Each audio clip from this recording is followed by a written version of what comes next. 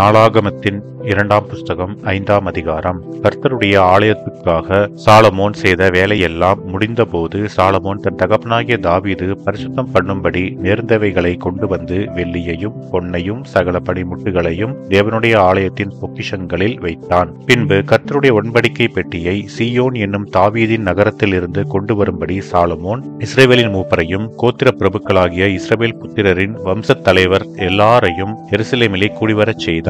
அப்படியே இஸ்ரவேலர் எல்லாரும் 7ஆம் மாதத்தின் பண்டிகையிலே ராஜாவினிடத்தில் கூடி வந்தார்கள். இஸ்ரவேலின் மூப்பர் எல்லாரும் வந்த பின்பு லேவியர் பெட்டியை எடுத்து பெட்டியையும் ஆசரிப்பு கூடாரத்தையும் கூடாரத்தில் இருக்கிற பரிசுத்த பணிமுட்டுகளையும் கொண்டு வந்தார்கள். அவைகளை கொண்டு வந்தவர்கள் லேவியரான ஆசாரியரே. ராஜாவாகிய சாலமோனும் அவனோடே கூடின இஸ்ரவேல் சபையார் அனைவரும் பெட்டிக்கு முன்பாக எண்ணிக்கைக்கும் தொகைக்கும் அடங்காத ஏராளமான ஆடு மாடுகளை பலியிட்டார்கள்.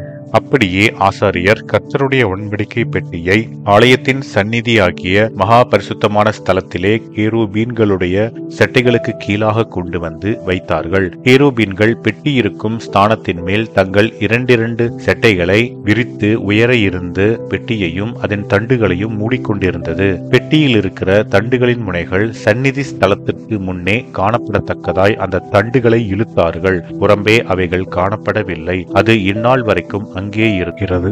இஸ்ரவேல் புத்திரர் எகிப்தில் இருந்து புறப்பட்ட பின் கர்த்தர் ஓரேபிலே அவர்களோடு உடன்படிக்கை பண்ணின போது மோசே அந்த பெட்டியிலே வைத்த 2 கற்பலகைகளே அல்லாமல் அதிலே வேறொன்றும் இருந்ததில்லை. வகுப்புகளின் முறைகளை பாராமல் ஆசாரியர் எல்லாரும் தங்களை பரிசுத்தம் பண்ணி கொண்டார்கள். ஆசாப், ஏமான், எதுத்தூனுடைய கூட்டத்தாரும் அவர்களுடைய குமாரர் சகோதரருடைய கூட்டத்தாருமாகிய பாடகரான லேவியர் அனைவரும் மெல்லிய புடவைகளை தரித்து கைத்தாளங்களையும் தம்புருகளையும் சுரமண்டலங்களையும் பிடித்து பலிபீடத்திற்கு கிழக்கே நின்றார்கள். அவர்களோடும் கூட பூரிகைகளை ஊதுகிற ஆசாரியர்கள் 120 பேர் நின்றார்கள். அவர்கள் ஒருமிக்க பூரிகைகளை ஊதி ஏக சத்தமாய் கர்த்தரை துதித்து ஸ்தோத்திரித்து பாடினார்கள். ஆசாரியர் பரிசுத்த ஸ்தலத்தில் இருந்து புறப்படுகையிலும் பாடகர் பூரிகைகள் தாளங்கள் கீத வாத்தியங்களுடைய சத்தத்தை தொனிக்க பண்ணி கர்த்தர் நல்லவர், அவர் கிருபை என்றும் உள்ளது என்று அவரை ஸ்தோத்திரிக்கையிலும் கர்த்தருடைய வீடாகிய தேவாலயம் மேகத்தினால் நிறையப்பட்டது.